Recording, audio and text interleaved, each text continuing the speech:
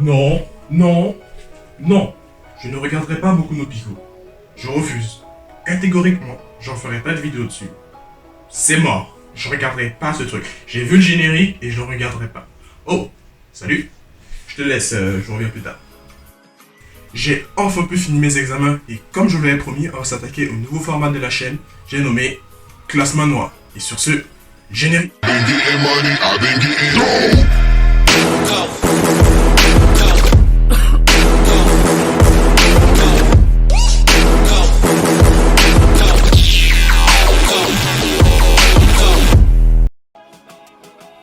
Avant tout, je ne spoilerai que les premiers chapitres, en gros entre chapitres 1 et 10 au maximum, ça dépendra de la longueur. S'il y en a genre 200 chapitres, ben je vais vous en dire peut-être sur les 10 premiers, comme ça vous donne un peu d'introduction et un peu de valeur.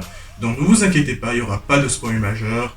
Vous rentrez dans l'œuvre, relire, vous dire ah ben c'est ça qu'il avait dit dans sa vidéo au début, et après vous allez décoller, vous inquiétez pas, je spoilerai pas grand chose. Donc ce format contiendra beaucoup de fantastique, action, magie, et féerie, souvent, pas tout le temps, mais ça arrivera. Donc, si vous n'êtes pas très sur tout ce qui est action et pouvoir, ben, ça sera pas forcément un format pour vous. Quoique, si vous aimez plus la romance, je pense que j'ai une personne qui pourrait possiblement en parler. Elle se reconnaîtra en regardant cette vidéo. Clin d'œil à toi. Bon, les gars, bien commencé, on va commencer avec un gros morceau. Plus gros. Plus gros. Voilà, ce genre de morceau. Je pense qu'avec la miniature, vous l'aurez déjà à peu près compris de quoi je vais parler. Pour ceux qui s'inquiètent, non, ça sera ni la première, ni la dernière fois que je parlerai de solo leveling dans ce format. Donc ne vous inquiétez pas, vous le reverrez très souvent. Pas toutes les semaines. Une semaine sur 3 peut-être. Ou une fois tous les mois, ça dépendra. On verra. Bon, la question que vous posez pour ceux qui ne me connaissent pas, c'est solo leveling, c'est quoi? C'est où? C'est qui? C'est comment? En quelques mots, c'est moi, c'est ma chambre, c'est de l'action, c'est génial. C'était drôle, allez. Non. Je m'excuse. Il ne recommencera pas, on s'excuse. Mais attends, t'es qui toi? Bref, revenons à nos moutons. Qu'est-ce que c'est solo leveling? Alors, solo leveling est à la base un light novel daté du 25 juin 2016 et écrit par et dans l'adaptation en couleur en dessin depuis le 4 mars 2018 par et par. Voilà. Tout ce que j'ai à vous dire, c'est que imaginez notre monde moderne, mais que du jour au lendemain, de sortes de gros portails bleus ou rouges apparaissent de nulle part, et puis on ne sait pas pourquoi. Donc ils apparaissent, et puis ils peuvent être de grande ou de petite taille, mais surtout les plus dangereux sont de grande taille, comme ma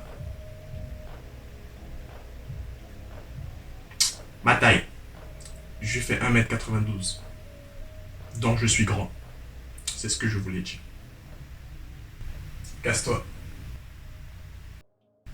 Et donc, ces portails sont en fait des brèches qui relient notre monde à un autre monde tout différent, rempli de monstres. On les appelait les donjons.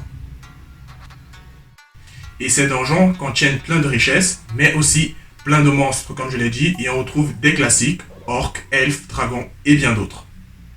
On découvre alors que certains humains arrivent à entrer dans ces donjons-là, et dès lors qu'ils arrivent à entrer, on les appelle des éveillés. Les éveillés qui ont alors cette capacité d'entrer dans les donjons ont une force légèrement élevée à celle d'un humain moyen, mais tous les éveillés ne vont pas aller dans les donjons pour se battre. Certains vont aller pour surtout des fois miner, donc aller chercher ces fameuses richesses, mais ceux qui vont pour chasser, ben, on les a tout communément appelés des chasseurs. Tout simple, tout bête, tout con. Donc, ce qui va le plus nous intéresser dans le leveling, c'est que les chasseurs et les portails sont d'habitude répartis du rang E vers le rang S. En général. Parce qu'on verra qu'il y a plus que des rangs S. Ceux qui lisent ceux qui lisent le novel et le manoir en savent plus. Mais il faut bien comprendre une chose. Un rang E, bien que le plus faible de toutes les différentes classes de chasseurs, est toutefois supérieur à la moyenne. Donc un rang E, si tu le fais chier, il pourrait quand même te latter la tronche. Sans problème. Donc, faible, mais ça va. Tu vois, tranquille. Et c'est donc ainsi que apparaissent des guildes. Des guildes sont des organisations qui emploient des chasseurs pour entrer dans ces fameuses brèches, fermer la brèche parce qu'il est important, parce que ces brèches qui contiennent des monstres, ces monstres peuvent sortir après un certain temps. Donc les chasseurs doivent y entrer, tuer les monstres et sortir de la brèche. Et ça la ferme. Et c'est ainsi que, du coup, les guildes qui envoient ces gens plus ces chasseurs, parce que c'est quand même des humains, on se pose des questions des fois, vont dans ces brèches pour les refermer et finissent par acquérir une certaine notoriété. Plus tu es haut dans le classement, plus tu acquiers une notoriété parce que plus tu es utile à la société. Bon, ça sera tout pour moi pour le moment. Je vous relaisse avec l'autre idiot. Moi, je vous laisse. J'ai des manuels à les lire. Ouais, mais j'ai pas peur en fait. C'est juste que j'étais allé chercher de l'eau. C'est tout, en fait. Oui. Sans nom. Solo Leveling, ça parle de qui précisément? Ça parle du chasseur Sung Jin-woo. J'espère que je l'ai bien prononcé. Et c'est un chasseur qui vit en Corée du Sud. Malheureusement, c'est un chasseur de rang E. Et qui plus est, le pire chasseur de rang E. Pas le pire, mais juste le plus faible chasseur de rang E. Donc oui, il est supérieur à la moyenne générale des humains. Mais ça reste le plus faible des rangs E. Et il n'est pas très bien vu. Tout de même. Donc, notre histoire commence donc quand Sung Jin-woo, on va l'appeler Sung, décide avec son groupe d'entrer dans un donjon de rang, si je me souviens bien, c'est un rang C ou D. Donc, normalement, c'est pas un rang, ça va, tu vois. Sachant que le groupe était déjà composé à la base de rangs C, D et E, dont lui. Et normalement, ça devrait se faire assez facilement si vous avez une bonne équipe bien mélangée. Ça pose pas trop de problèmes. Mais là où ça devient intéressant, c'est qu'une fois au fond du donjon, il se retrouve devant une porte. Ce qui n'est pas normal d'habitude. Et donc, qu'est-ce qu'il décide de faire? Normalement, la bonne chose à faire serait de rentrer au QG, dire aux guildes, ah, on a trouvé un truc bizarre dans ce donjon-là, on sait pas ce que c'est, on est des randés, donc on va pas trop y toucher, tu vois, en général. Mais, on va dire par des concours de circonstances, je ne préciserai pas quoi, ils ont décidé d'entrer dans le donjon, pour voir ce qu'il y avait à l'intérieur. Dans le deuxième donjon, on va l'appeler comme ça. Et je ne vous dirai pas ce qui se passe après la porte.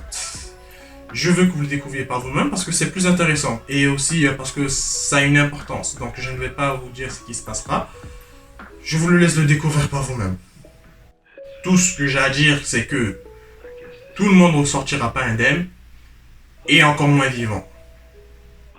Donc, je skip la partie du second donjon, juste pour vous dire que Sung, notre héros, se réveille à l'hôpital, tout va bien, il se porte assez correctement, pas de blessure, je ne parlais pas beaucoup, mais il remarque alors qu'il a une fenêtre qui s'affiche, comme dans les MMORPG. Notre héros Sung se retrouve donc alors avec la fenêtre et découvre qu'il peut augmenter en niveau, pas seulement sur la fenêtre, mais aussi dans la vie réelle. C'est un événement qui a son importance parce que d'habitude, quand on te désigne un rang, t'es censé le rester à peu près toute ta vie. T'es pas censé bouger entre les rangs. Un rang E restera un rang E et un rang S restera un rang S. C'est pourquoi il est assez spécial et on dit qu'il a subi un double éveil. Enfin, c'est comme ça qu'on l'appelle dans la série. Et normalement, c'est pas un événement qui arrive tous les jours, quoi. Même toutes les 4 lunes, ça arrive pas si souvent que ça. En fait, on pense même que c'est le seul qui a subi ça. On pense, pour l'instant, je n'en sais rien. Les gens qui lisent le novel en savent peut-être plus que moi, parce que je ne lis que le manoir. Donc, on attend des informations. Voilà, c'était tout. Comme il a dit. Dans Solo Leveling, on suivra l'histoire de Sung Jin-woo, qui augmentera son niveau au fur et à mesure dans le temps pour atteindre le plus haut de l'échelon possible. Il a des raisons personnelles, mais il y a aussi plein de petites histoires sur le côté qui sont super sympas. Et honnêtement, j'aime bien. Ça a de l'allure. Donc, ça finit le résumé sur Solo Leveling. De ce que je sache actuellement, c'est qu'il existe un format couleur en papier, en format book, qui est sorti en Corée du Sud et est forcément en coréen. Mais de mes recherches, j'ai pu voir aussi qu'il y avait une édition allemande et une édition anglaise qui semble être en parution. Donc j'imagine que l'édition française ne devrait pas tarder. Sûrement peut-être vers l'été. Donc si ça sort en français, je vous l'achèterai sûrement. Et je vous le conseillerais avant que vous puissiez l'acheter. Pour que vous puissiez voir à quoi ça ressemble. Et puis je l'ai dit, on reparlera beaucoup de solo leveling. Et peut-être je ferai des théories dessus. Vous me direz si vous aimez et si vous aimez pas. En termes de notation, je mettrai à solo leveling 5 étoiles sur 5 étoiles. L'histoire est bonne, le héros il est bon, les intrigues sont très intéressantes, l'action est très bon. Je ne vois pas ce qu'il faut en demander plus en fait. Tu as tout ce qu'il te faut, t'as de la magie, t'as de l'action, t'as des pouvoirs, t'as des gens super intéressants, t'as des gens badass, t'as des monstres. T'as tout ce qu'il te faut mon gars, t'as tout ce qu'il te faut pour enjoy. Donc, moi je mets un 5 sur 5. C'est vrai que j'ai commencé avec un gros morceau, mais parce que je voulais bien commencer ce format, et puis j'en reparlerai de solo leveling, il n'y a pas de souci là-dessus. Et donc, pour la prochaine fois qu'on parlera de manhwa, je vous mets à disposition ces deux-ci. Vous me direz lequel vous préférez, juste avec la cover, sans savoir de quoi l'histoire parle. Sûrement certains pourront déjà savoir de quoi l'histoire parle, mais pour ceux qui ne savent pas, je vous mets A et B. Et dans les commentaires, vous me dites celui que vous pensez, celui qui vous a le plus intéressé à l'œil, juste pour savoir. Et puis je le ferai pour le prochain format manhwa. Et pour la semaine prochaine, on va s'intéresser au format manga. Donc on va aller chez les Japon.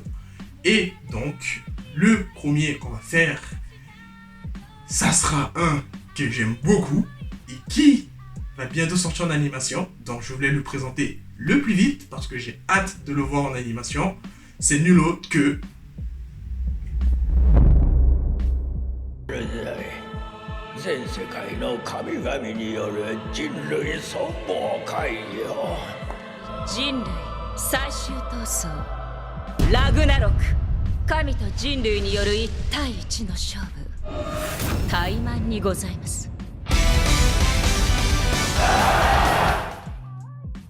Classe Manhwa, c'est fini pour cette semaine. Et donc, je vous dis merci d'être venu. Lâchez le pouce, le commentaire et la petite note de notification. Et sur ce, je vous dis portez-vous bien et on se voit plus tard.